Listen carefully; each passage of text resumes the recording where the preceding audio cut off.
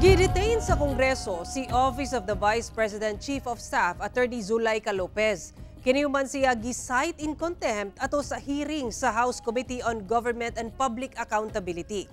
Mihangyo si Attorney Lopez nga i-lift ang maong order apan wala kinigipagbigyan sa komite. Sumala ni Vice President Sara Duterte, dakong hagit kaniya ang pagdamay sa mga empleyado sa OVP sa mga pagpangdaot matud pa kaniya sa mga kalaban sa politika.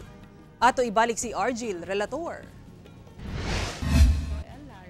Sa 6th hearing sa House Committee on Good Government and Public Accountability, labot sa paggamit og confidential funds sa Office of the Vice President, giaprubahan sa komite ang mosyon sa pag-forward sa arrest and contempt orders ngadto sa Bureau of Immigration batok sa upat ka mga opisyal sa OVP nga sila si Lemuel Ortonio, Gina Acosta, Sunshine Fajarda ug Edward Fajarda aron dili matud pa sila makagawas sa nasud.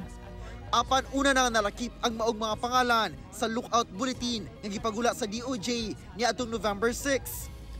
Wala maaresto ang upat nga una nang gimando sa komite subay sa giaprobahang arrest ug contempt orders tungod sa wala pagtungha sa committee hearings.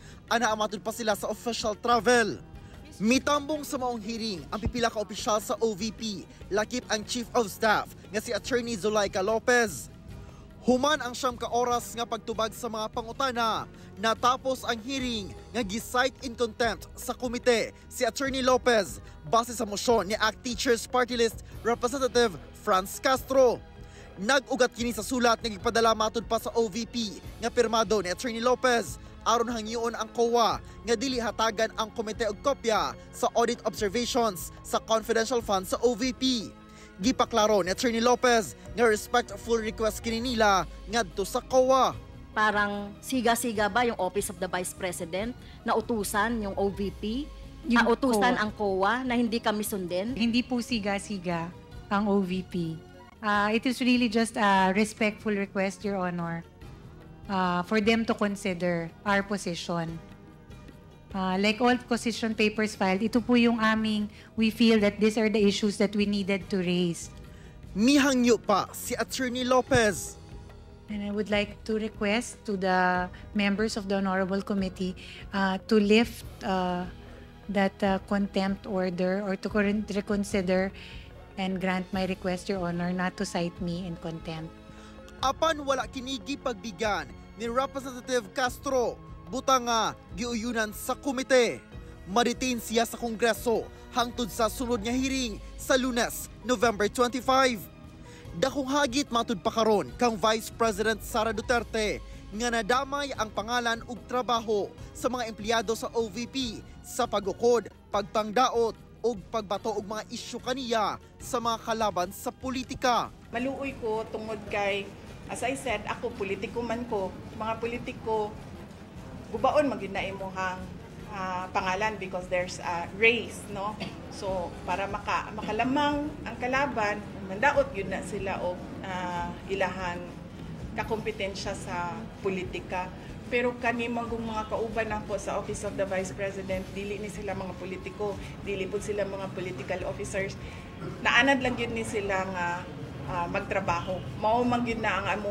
Mutambong bakaha ang bise sa sunod nga hearing sa House Committee on Good Government and Public Accountability. Well, it remains to be seen, sir, no, sa pagkakaroon case-to-case basis may kung depende kung kinsay dunay madawat na invitation, depende po sa desisyon sa tao.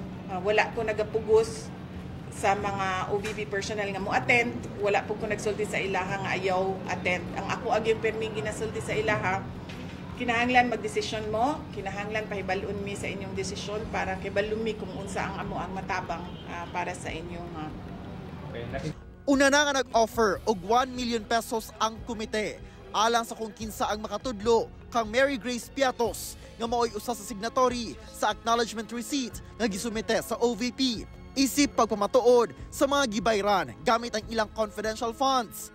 Apan sumala ni VP Sara, wala pa niya nakita ang maong AR.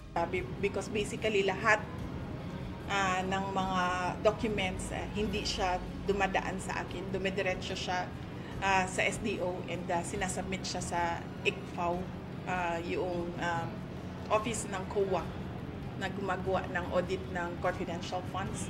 So hindi ako makakomment, lalong-lalo na hindi namin alam kung paano pinroseso ang pagbigay ng copies ng ARs or ng submissions namin sa COA to the House of Representatives, and sino ang nag-handle noong mga documents.